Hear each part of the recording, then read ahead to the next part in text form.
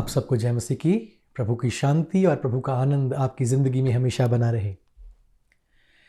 प्रेम एक ऐसा विषय है या एक ऐसा शब्द है जिससे हर एक मनुष्य भली भांति परिचित है।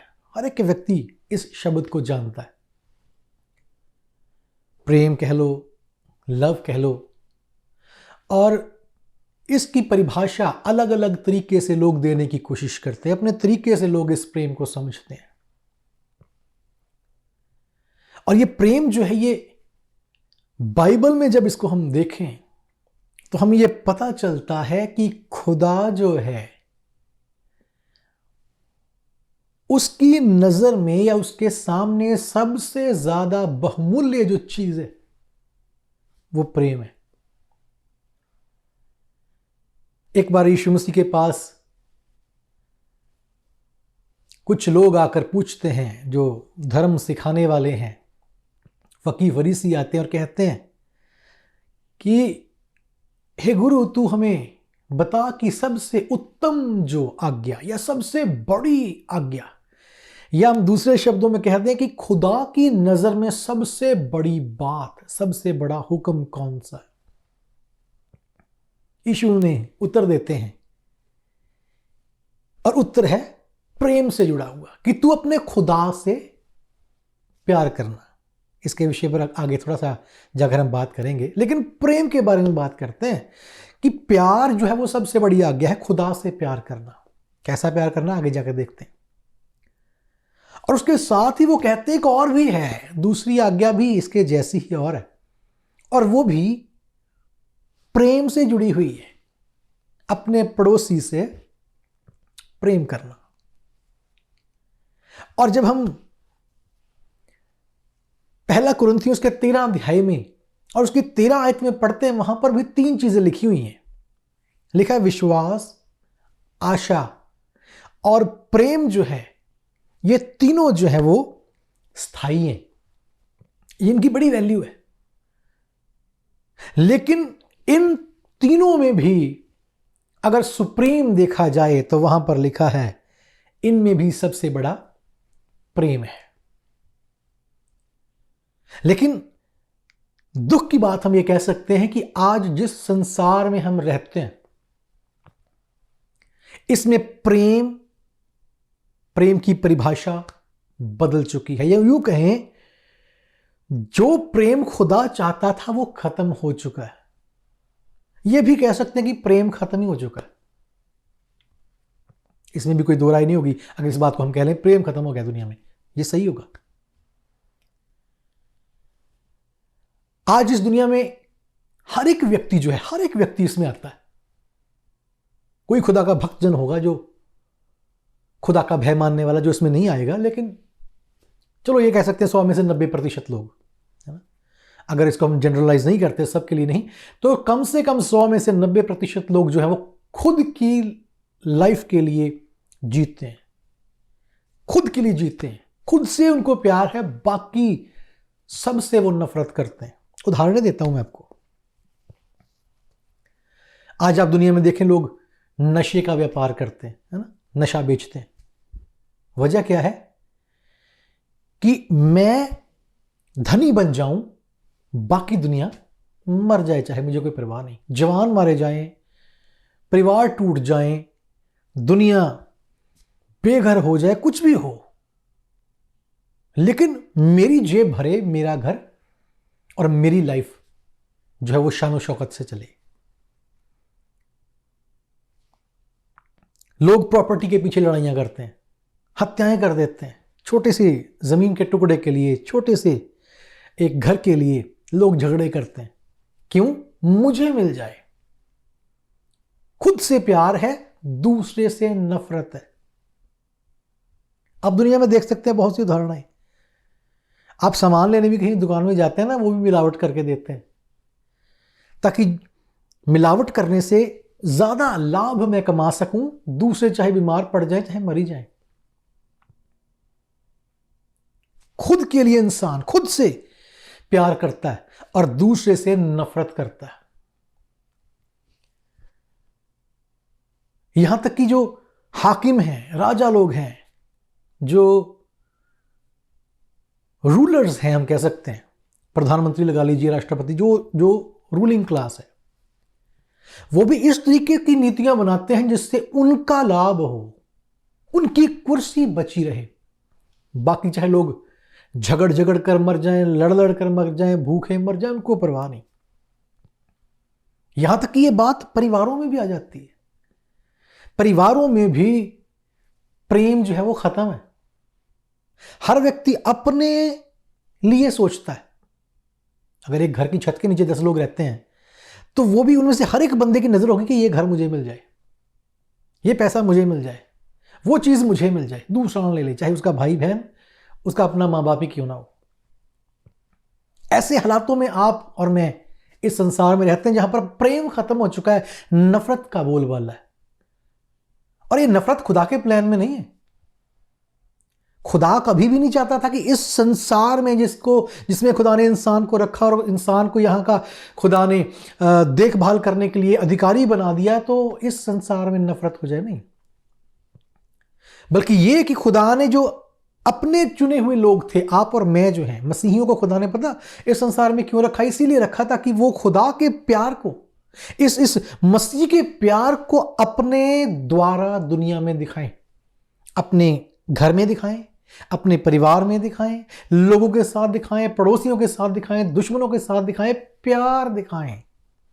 इसलिए खुदा ने कलीसिया को इस संसार में रखा था ताकि कलीसिया मसीह का स्वाद, मसीह का प्रेम दिखा सके। लेकिन दुख की बात है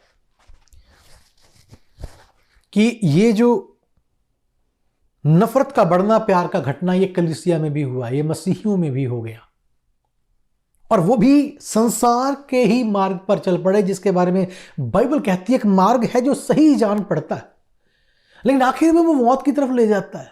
ये जो सेल्फ सेंटर्ड लाइफ है, स्वयं के बारे में सोचना, स्वयं के लिए जीना, ये मृत्यु का मार्ग है। उदाहरण के लिए आप इस बात को बड़े सरल तरीके से समझ सकते हैं और देख सकते हैं। यीशु मसीह का इस संसार में आना किसके लिए था? क्या खुद के लिए था? नहीं, वो संसार के पापियों के लिए था, आपके और मेरे लिए था। और यीशु ने यही कहा कि जैसे मैंने किया है ना। अब इस बात को समझना, ये बड़ी जबरदस्त आयत है। प्रभु ने कहा तुम मुझसे भी बड़े काम करोगे, है ना आयत बाइबल में। और हर एक पासवान इसे कोट करता है, हर एक विश्वासी इसे पढ़ता है, और बड़े हम गौर से इसको देखकर सोचते हैं कि यह बात लिखी है, अगर यीशु ने 3 मुर्दे जिंदा कर दिए, 4 कर दिए, मैं 18 करूंगा। यीशु ने 100 बीमार चंगा किया, मैं 500 करूंगा। अगर यीशु ने 5000 की भीड़ को प्रचार कर दिया, मैं 50,000 की भीड़ को करूंगा। हमारी सोच इस तरीके से चलती है उस आयत को लेकर कि यीशु ने जो काम किए उससे बड़े बड़े काम मैं करूंगा। वो काम हम देखते हैं मिनिस्ट्री के तरीके से। यही सोचते हैं हम सब कि यीशु ने कहा कि तुम मुझसे बड़े बड़े काम करोगे। पर कभी इस आयत को आपने इस तरीके से सोचा? यीशु ने कहा जैसे मैं दूसरों के लिए अपनी जान देता हूं, तुम मुझसे बढ़कर अपनी जान दूसरों के लिए देना। यीशु ने कहा जितने दुख मैंने उठाए किसी को बचाने के लिए, तुम मुझसे ज्यादा दुख उठाना। जितने बीमारों कोड़ियों के पास मैं बैठा हूं उससे ज्यादा तुम बैठना। जितने कोड़ियों को मैंने छुआ तुम मुझसे ज्यादा छूना। कभी नहीं सोचते हम। सोचना चाहिए इस आयत को इस तरीके से भी, क्योंकि इसका मतलब यही है, जो कुछ मैंने, जितना प्यार मैंने इस संसार में बांटा तुम उससे ज्यादा बांटना। हम ये तो कहते हैं बीमार चंगे कर देंगे, मुर्दे जला देंगे, आसमान से आग भी गिरा देंगे, लेकिन कभी यह सोचा मसीह ने जो जिया है उससे भी बढ़कर हमें जीने के लिए मसीह ने कहा है? कभी शायद को सोचा इस तरीके से? सोचना चाहिए हमें। जितना प्यार मैंने अपने दुश्मनों से किया, गाली सुनकर वो गाली नहीं देता था, जब उसके चांटे मारे जाते थे वो चुप रहा, जो उसकी निंदा करते थे उनको उसने बरकत दी, आशीषें दी, जो लोग उसको सलीब पर चढ़ाने वाले थे उन्हीं को उसने चंगा किया, उन्हीं पर बरकत दी, उनके ऊपर हाथ रखे। ये कहता है यीशु कि तुम मुझसे भी बड़े काम करोगे। सिर्फ उधर ही ना ले जाएं इस बात को कि हम चमत्कार बड़े बड़े कर देंगे। नहीं, चमत्कारों का तो मामला ही खराब हो जाएगा लास्ट में जाकर, क्योंकि लिखा है कि कई लोग कहेंगे कि हमने तो बहुत चमत्कार किए प्रभु। प्रभु कहेगा भाई चमत्कारों की बात ना करें, हमने भूत भी निकाले उसकी बात भी ना करें, मैं तुम्हें जानता नहीं, खुदा कहेगा आखिर में। ये कौन लोग थे? जिन्होंने मसीह जैसा जिया नहीं। मेरे लफ्जों में जो विषय आज खुदा ने हमें दिया है, मसीह कहता है कि जैसे मैंने प्यार किया तुम भी करो। वो प्यार नहीं किया था उन्होंने, ना उन्होंने अपने घर में परिवार किया, ना परिवार में प्यार किया, ना कलीसिया में परिवार किया, ना दुनिया में किया, ना दुश्मनों के साथ प्यार किया। मसीह का प्यार नहीं किया। बाकी प्यार तो लोग कर ही जाते हैं, रंग बिरंगे प्यार भी हैं आज दुनिया में, है ना, वो करते हैं लोग, लेकिन मसीह का प्यार करना, उसके बारे में आज हम बात कर रहे हैं। एक और मसीही के अंदर वो प्यार होना चाहिए। अगर मसीही के अंदर भी मसीह का प्यार नहीं तो वो कौन सा मसीही है? मसीह के प्यार के बगैर एक व्यक्ति मसीही नहीं बन सकता। चाहे वो कुछ भी करे, वो दुआएं करे, वो रोजे रखे, वो दान दक्षिणा दे, वो गरीबों को खिलाए, वो चमत्कार करे, वो चिन्ह करे, वो कुछ भी करे, लेकिन मसीह के प्यार के बगैर एक व्यक्ति मसीही नहीं बन सकता। चेलों को देखकर लोगों ने कहा ये मसीही हैं। क्यों कहा? क्योंकि उनके अंदर मसीह का प्यार था, मसीह का कंपैशन, मसीह की करुणा, मसीह की दया, मसीह का तरस उनके अंदर था। और लोग उनको देख के कहने लगे भी ये मसीही हैं। ये दुनिया वाले लोग नहीं है, दुनिया वाले नफरत से भरे हुए लोग नहीं है, ये दुनिया के समान देखने और चलने वाले लोग नहीं है, ये सेल्फ सेंटर्ड लाइफ जीने वाले लोग नहीं है, अपना हित सोचने वाले लोग नहीं है, ये दूसरों के लिए जीने वाले और दूसरों से प्यार करने वाले लोग हैं। ये गाली सुनकर गाली नहीं देते, ये बुरा करने वाले के साथ बुराई नहीं करते, ये मसीही हैं, क्योंकि इनका मसीह ये ऐसे ही चलता था और ऐसे ही करता था। प्यार सबसे उत्तम है, बाइबल में लिख दिया गया। यीशु ने कहा सबसे बड़ी आज्ञा जो है वो प्यार की आज्ञा है, इससे बड़ी कोई आज्ञा नहीं।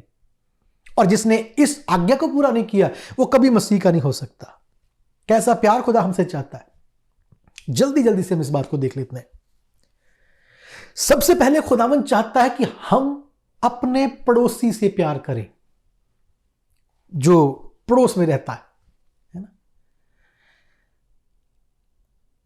खुदा ने आपका पड़ोसी आपके पास इसलिए रखा है कि ताकि उसका जीवन आपके जीवन के द्वारा प्रभावित हो।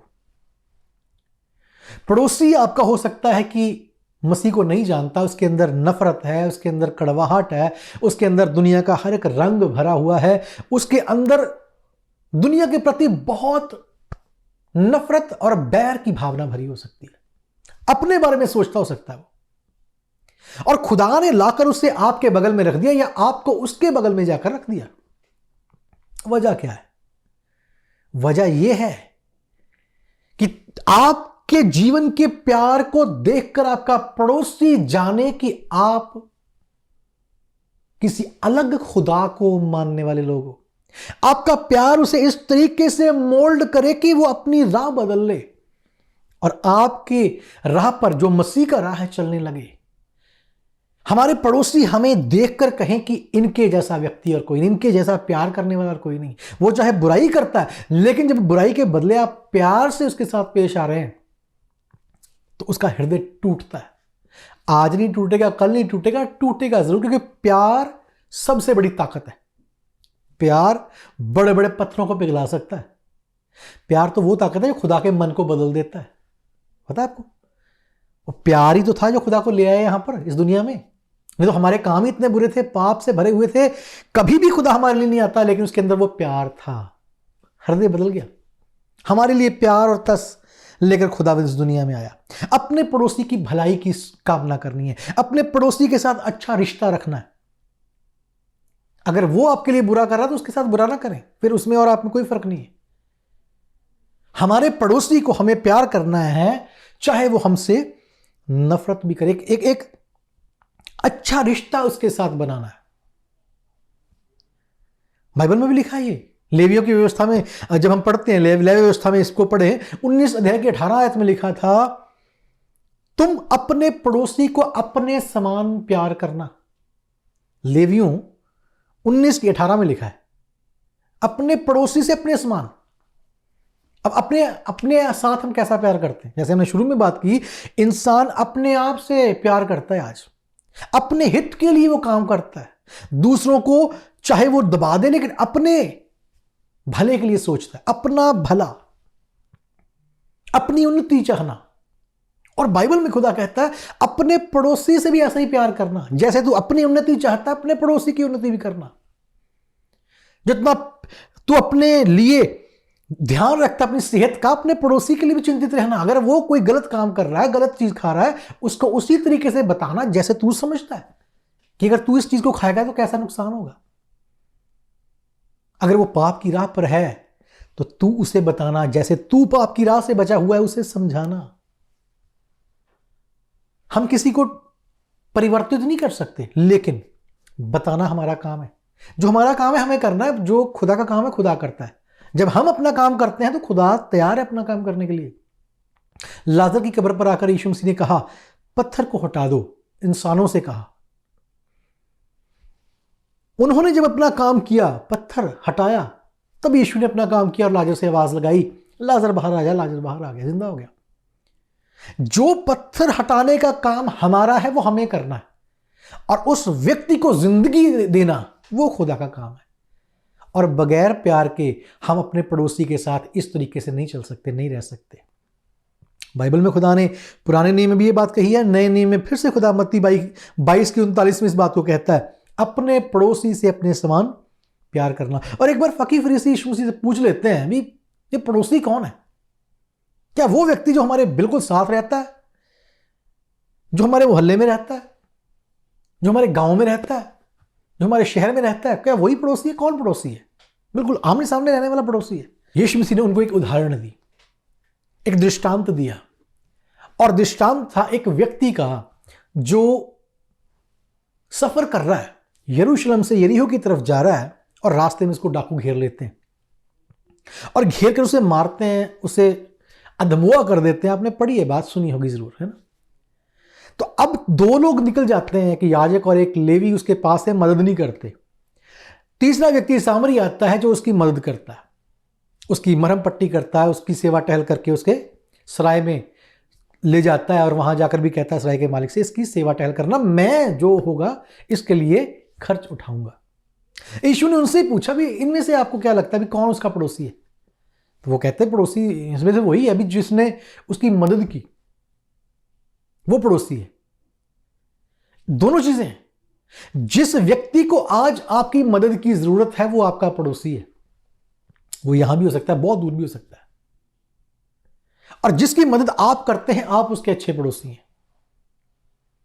हमारे लिए ये कह सकते हैं हम, हर एक वो इंसान जो आज कष्ट, दुख, पाप, नफरत, घृणा में जीवन जीता है वो आपका पड़ोसी है, क्योंकि उसे आपकी मदद की जरूरत है। वो फंसा हुआ है उस दलदल में, वो नफरत के जाल में फंसा हुआ है,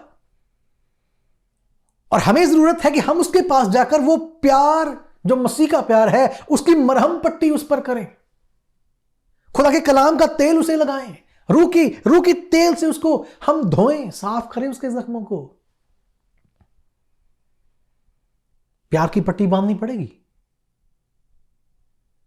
यही है पड़ोसी का काम, यही है पड़ोसी जो आपके लिए नजरें उठाए बैठा है। ओ, लिखा है कलाम में, वो शाम का वक्त था और प्रार्थना के लिए जा रहे थे पतरस और यूहन्ना, एक लंगड़ा वहां पर बैठा है भिखारी, वो उनका पड़ोसी था। वो जो भी आपके इंतजार में है, जिसको भी आपकी जरूरत है, जिसको मसीह चाहिए, सीधे शब्दों में मसीह के बगैर जो व्यक्ति है आज वो आपका पड़ोसी है। और ऐसा नहीं कि जो जिनके पास मसीह है वो आपके पड़ोसी नहीं है, वो भी आपके भाई और बहन हैं, हमारे निज प्रजा है, वो तो खुदा की ना, वो तो एक ही कुटुंब के लोग हो गए। लेकिन पड़ोसी जो है आज जरूरतमंद आपके पड़ोसी हैं, मेरे पड़ोसी हैं। हमें मसीह का प्यार उनके साथ बांटना है, अपने हर एक पड़ोसी को प्यार करना है। दूसरी बात, अपने परिवार से प्यार करें। पहली बात, अपने पड़ोसी से प्यार करना है, ये खुदा को भाता है, खुदा ये डिमांड करता हमसे। दूसरी बात, अपने परिवार से प्यार करना। परिवार में माता पिता भाई बहन, वो लोग जो एक छत के नीचे रहे हैं। पहले समयों में तो सारी उम्र एक साथ रहते थे, आज माहौल बदलने की वजह से कुछ समय तक तो रहती हैं, चलो, है ना। बहुत लंबे समय तक परिवार जो है वो एक छत के नीचे रहता है। माँ बाप, भाई बहन सब मिलकर रहते हैं। दादा दादी भी हो सकते हैं, नाना नानी, जो भी आप लगा लें, परिवार के लोग एक साथ एक छत के नीचे कई सालों तक रहते हैं।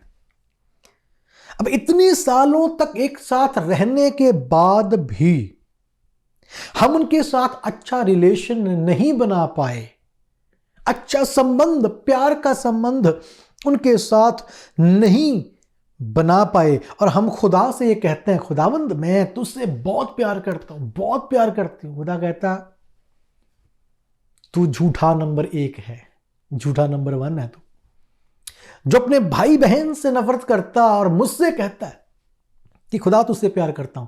अरे भाई बहन को तो तूने कई सालों तक देखा है, एक साथ रहे हो, खेले हो, खाए पिए हो, माँ बाप के साथ रहे हो, उन्होंने तुम्हारी बहुत देखभाल की। उन लोगों के साथ तुम इतने सालों में एक छत के नीचे रहकर अच्छा रिलेशन नहीं बना पाए, और तुमने तो मुझे देखा ही नहीं, मुझे कैसे कहते हो कि मुझसे प्यार करते हो? परिवार के साथ प्यार होना एक सच्चे और अच्छे मसीही की निशानी है। परिवारों में भी आज यही है, हर एक व्यक्ति, भाई बहन जो भी है, वो अपने हित की सोचता है, अपने लिए सोचता है। अगर मसीही परिवार भी ऐसा ही सोचते हैं तो हम भी दुनिया के समान हैं, हम मसीह के नहीं हुए। चर्च गए हैं जरूर, काम काज कर लिए हैं हमने, दिखने वाले चर्च जाकर दुआ करके, गीत गा के, कलाम सुन के, सुना के, सब कुछ किया है जो लोगों को लगता है मसीही है। लेकिन अगर एक मसीही परिवार में प्यार नहीं तो वो मसीही नहीं। और बड़ी बात यह है, इतने सालों के बाद अगर परिवार के साथ हम अच्छा रिलेशन ना बना पाए, एक छत के नीचे रहने के बावजूद भी, तो खुदा से हमारा प्यार झूठा है, उसको हमने देखा नहीं है। अपने माँ बाप से प्यार करना, अपने भाई बहनों से प्यार करना, उनके लिए सोचना, अपने लिए तो सब सोचते हैं, अपने हित की चिंता तो सारी दुनिया करती है कि मैं धनी हो जाऊं, मैं ऊंचा हो जाऊं, मुझे पोजीशन मिल जाए, मुझे कुर्सी मिल जाए, मेरा नाम बड़ा हो जाए, बाकी सारी दुनिया खत्म हो जाए, सिर्फ मैं एक रह जाता हूं। यह दुनिया की सोच है, यह शैतान की सोच है। लेकिन खुदावंद हमसे ये चाहता है, मसीहियों से, कि हमारे परिवारों में, भाइयों बहनों में, माँ बाप में इज्जत, रिस्पेक्ट, आदर और प्यार हो। और जो इज्जत आदर है ना, ये बगैर प्यार की नहीं हो सकती। प्यार होगा तभी इज्जत होती है। अगली बात, तीसरी बात है कि अपने जीवन साथी से प्यार करना है। जो जीवन साथी खुदा ने आपको दिया है, उसके साथ प्यार करना है, धोखा नहीं देना उसे। जो जीवन साथी दिया है उसके लिए शर्मिंदगी का बाइस नहीं बनना, कभी भी उसका आदर बढ़ाना है ना। बाइबल में लिखा है ना, एक सूझवान स्त्री जो है वो अपने पति का मुकुट होती है, आदर होती है, वो डिसरिस्पेक्ट का कारण नहीं बनती। और पति भी पत्नी के लिए आदर का कारण होना चाहिए। अगर पत्नी कहीं पर अपनी सहेलियों में बैठी है, किसी जगह पर बैठी, उसे अपने पति की भली बातें सुनने का वहां पर मौका मिले, अपने पति के बारे में भली गवाहियां सुने, पति अपनी पत्नी के लिए भली बातें सुने दूसरों के से, कि आपकी पत्नी वाकई एक अच्छी पत्नी है, समझदार पत्नी है वो। और आपको दोनों को भी, जो पति पत्नी है, दोनों को भी आपसी प्यार में बने रहना है। खुदा ने जब आदम और हवा को बनाया, कैसे बनाया? आदम को बनाने के बाद आदम की पसली निकालकर उससे हवा बना दी, और आदम ने कहा ये मेरी हड्डी में से हड्डी, मेरी मांस में से मांस है। तो वो पहले से ही एक तन है। बाद में खुदा ने कहा ना कि वो दोनों एक तन होंगे, वो अलग सेंस है, वो अलग, उसका अलग मतलब है। एक तन तो वो पहले से बनाए गए। आदमी के तन से ही औरत को निकाला, तो औरत भी वही तन है, उन्हें फर्क नहीं है, एक है वो। और उनको एक होकर रहना है, अलग होकर नहीं रहना। एक दूसरे के साथ आदर के साथ, प्यार के साथ रहना है। और खुदावंद आपके रिश्ते में, खुदावंद हमारे रिश्ते के बीच में मजबूत जोड़ने वाली कड़ी होना चाहिए। एक संदेश खुदा ने मुझे दिया, शायद पता नहीं अभी तक बांटा आपके साथ कि नहीं बांटा, तो वो ये है कि कई बार घरों में कुछ फैसले हम लेते हैं, कुछ योजनाएं बनाते हैं, लेकिन वो असफल होती हैं। उसका सबसे बड़ा कारण है पति और पत्नी का एक मत ना होना, एक मन से उस विषय के लिए खड़े ना होना। पत्नी कुछ और सोचती है कि ऐसा नहीं ऐसा होना चाहिए, पति कुछ और सोचता है ऐसा नहीं ऐसा होना चाहिए। दुआ कर रहे हैं लेकिन वो काम नहीं हो रहा और वो हो नहीं सकता, क्योंकि उसके लिए हम एक मन एक मत नहीं है। एक तन तो खुदा ने पहले से बना दिया है, वो दोनों एक तन होंगे, मतलब उनकी इंटीमेसी को खुदा ने दिखाया। शादी के बाद वो एक दूसरे के साथ रहेंगे, सिंपल शब्दों में। लेकिन एक मन एक मत जब तक नहीं होते उनके काम सफल नहीं होते। बाइबल में लिखा है पहला पतरस 3 अध्याय में कि तुम्हारी प्रार्थनाएं रुक जाएंगी अगर तुम एक मन एक मत नहीं हुए। अगर तुम्हारा आपसी प्यार आपसी रिलेशन सही नहीं है, तुम्हारी प्रार्थनाएं रुक जाएंगी। खुदा ने इंसान को जब बनाया है इसी तरीके से बनाया कि वो अपनी पत्नी के साथ रहे, पत्नी पति के साथ रहे, प्यार में रहे, मिलकर रहे, एक मन एक मत हो। पति अपनी जिम्मेवारियों को पूरा करे, पत्नी अपनी जिम्मेवारियों को पूरा करे, और उनके प्यार को देखकर उनके बच्चे प्यार करना सीखें। क्या हमारे प्यार को देखकर हमारे बच्चे प्यार करना सीखते हैं, या हमारे बच्चे हमसे लड़ाई झगड़ा करना सीखते हैं, तू मैं करना सीखते हैं, मैं सही हूं तू गलत है ये कहना सीखते हैं? आपके बच्चे आपसे सीखते हैं, हमारे बच्चे हमसे सीखते हैं, जो हमारे जीवन से देखते हैं। अगर मसीह का प्यार उनको माँ बाप के अंदर नजर आता तो वो अपने आप से मसीह के प्यार में ढलते जाएंगे। आप चाहे कुछ कहें ना कहें, वो समझ जाएंगे कि ये तरीका है प्यार करने का, ये तरीका है खुदा को प्यार करने का, ये तरीका है अपने पड़ोसियों से प्यार करने का, ये तरीका अपने भाइयों बहनों से प्यार करने का। हमसे ही वो सीख कर आगे चलेंगे। अगर हमारे जीवन से उन्होंने नफरत सीख ली तो कल को वो भी नफरत ही फैलाते फिरेंगे। पहली बात हमने सीखी है अपने पड़ोसी से प्यार करना, मसीह के लिए जरूरी है। दूसरी बात हमने सीखी है अपने भाई बहनों से, माँ बाप से, अपने परिवार से प्यार करना है, मसीह के लिए बहुत जरूरी है। तीसरी बात हमने सीखी है अपनी पत्नी से, पत्नी को पति से प्यार करना है, आदर करना है, इज्जत करनी है। यह बहुत ही जरूरी है, क्योंकि आपकी नस्ल का आने वाला फ्यूचर आपके आज किए हुए प्यार पर निर्भर करता है। कि आपके अंदर वो सच्चा मसीह का प्यार है? अगर है तो वही जो है वो आपकी नस्लों में आगे चला जाएगा।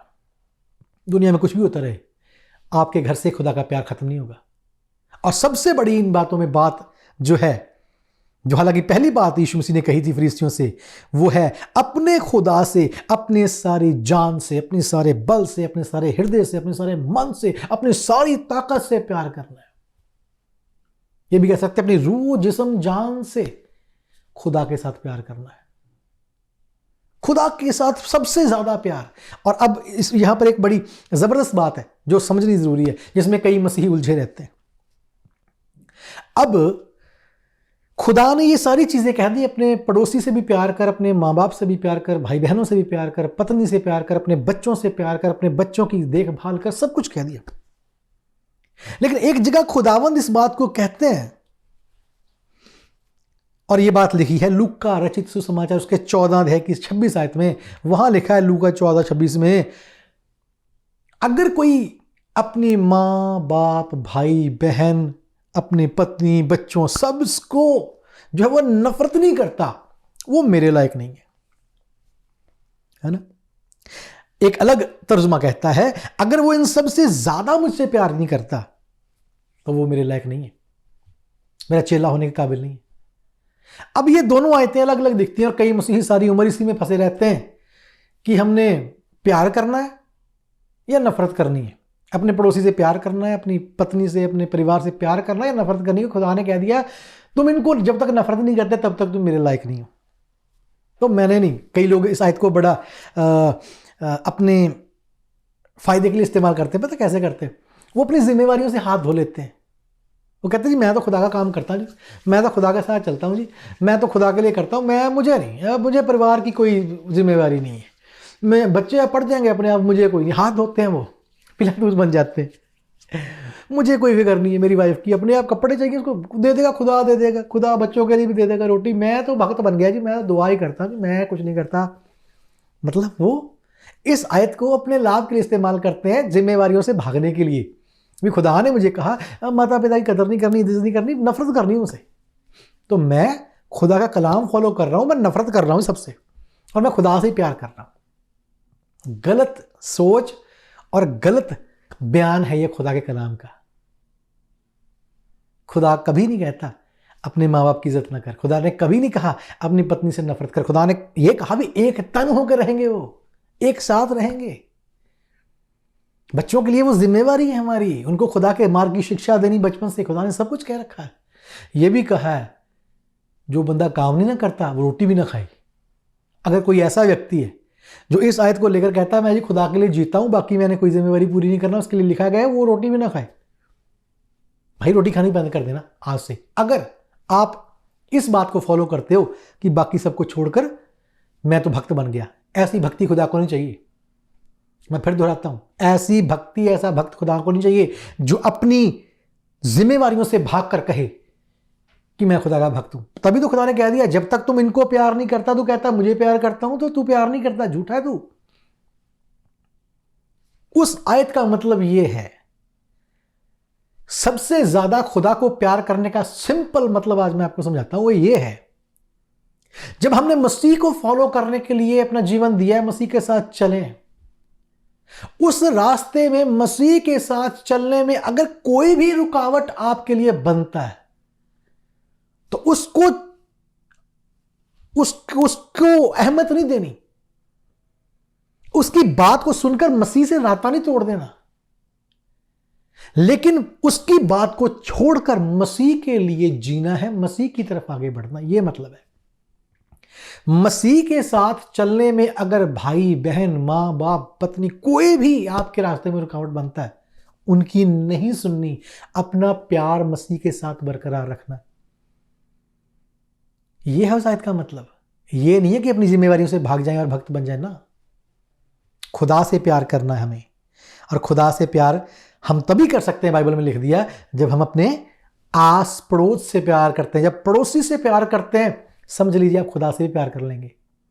जब अपने परिवार से प्यार करते हैं, समझ ले आप खुदा से भी अच्छे रिश्ते में, प्यार के रिश्ते में होंगे। जब आप अपनी पत्नी से प्यार करते हैं, समझ ले आपका खुदा के साथ भी सही रिश्ता है। लेकिन अगर आप इन सब से प्यार नहीं करते तो फिर समझ लें कि आप खुदा से प्यार भी नहीं करते। मैं खुदा से प्यार भी नहीं करता। सरल सी बात है। जो जिम्मेवारियां दी हैं खुदा ने, परिवार की जिम्मेवारी, बच्चों की जिम्मेवारी, उनको पूरा करना है, ध्यान रखना है उनका। इस प्यार में हमें आगे बढ़ना है। मसीह हमारा पहला प्यार है। मसीह के प्यार से हमें कोई अलग ना करने पाए। पौलुस इस बात को कहता है कि कोई भी, ना पृथ्वी की कोई चीज, ना आसमान की कोई चीज, कोई भी चीज, कोई भी ताकत मुझे मसीह के प्यार से अलग नहीं कर सकती। वो मेरा पहला प्यार है। लेकिन जो खुदा ने प्यार हमें बाकी संसार में करने के लिए बोला है, अपने पड़ोसी से अपने समान प्यार करना है, अपने भाई बहन, मां बाप से प्यार करना है, अपनी पत्नी से प्यार करना, अपने बच्चों से करना, वो प्यार, उससे हम भाग नहीं सकते, वो करना पड़ेगा। नहीं तो हम ठनठनाता हुआ पीतल और झंझनाती हुई झांझ गिने जाएंगे। और जो उत्तम सबसे बड़ी आज्ञा खुदा ने हमें दी है, अपने खुदा से अपने सारे मन, अपनी सारी जान, अपनी सारी ताकत, अपनी सारी बुद्धि से, अपने सारे प्राण से, कुछ भी इसके साथ आप जोड़ लें, जो कुछ रूह जिस्म जान में आता है उसके साथ खुदा से प्यार करना है। वो पहली आज्ञा। और दूसरी आज्ञा, बाकी सब जो खुदा ने आपको दिए हैं उनके साथ प्यार करना है। जो आपकी जरूरत में है, जिसको आपकी जरूरत है, जिसको मसीह चाहिए, वो आपका पड़ोसी है। आपका परिवार जो आपके साथ छत के नीचे कितने सालों तक रहा है, आपने उनके साथ खेला है, खाए पिए हैं, हंसे हैं, दुख सुख में साथ रहें, उनके साथ अच्छा रिलेशन रखें। और अपनी पत्नी जो खुदा ने आपको दी है, आपकी पसली, उसके साथ अच्छा रिलेशन रखें। और पत्नी के लिए भी जो पति, आपका सिर खुदा ने आपको दिया है, उसके साथ अच्छा रिश्ता रखें, प्यार में रहें। और आपके बच्चों की तरफ ध्यान रखें। आपके बच्चे आपके प्यार को देखकर खुदा के जैसे बनते जाएंगे। इसलिए हम मसीह के प्यार में आगे बढ़ें, मसीह का प्यार हमारी ज़िंदगी में आगे बढ़े, और हम मसीह के प्यार को इस दुनिया में फैला सकें। जो नफरत से भरा हुआ संसार है, उसमें हम जो हमारा हिस्सा है मसीह के प्यार को देने का, उसको पूरा कर सकें। आइए प्रार्थना करें। जिंदा आसमानी बाप, हम दिल की गहराई से आपका धन्यवाद करते हैं कि आपने ये अमूल्य तोहफा हमें दिया है कि हम प्यार करें। अपने प्यार करने की समझ हमें दी है, प्यार करने की काबिलियत हमें दी है, और प्यार करने की आज्ञा हमें दी है। मेरी यही प्रार्थना खुदावंद आज अपने हर एक भाई बहन के लिए, अपने प्रभु जी अजीज़ों के लिए, यही मेरी दुआ है। जितने आपके कलाम को सुनते हैं, हम सब के अंदर आपका प्यार, मसीह का प्यार करने की ताकत दे, ताकि हम सबके साथ, अपने दुश्मनों के साथ भी प्यार करने वाले बन जाएं और आपको हमारा जीवन भाई और आपको अपने आगे रखकर आपकी तरफ आगे बढ़ते जाएं और आपसे ज़्यादा कभी किसी को प्यार ना करें। प्रभु यीशु आपके जिंदा और अतुल्य नाम से इस प्रार्थना को मांगते हैं। आमीन आमीन। खुदावंद आप सबको बड़ी बरकत दे। सबको जय मसीह की।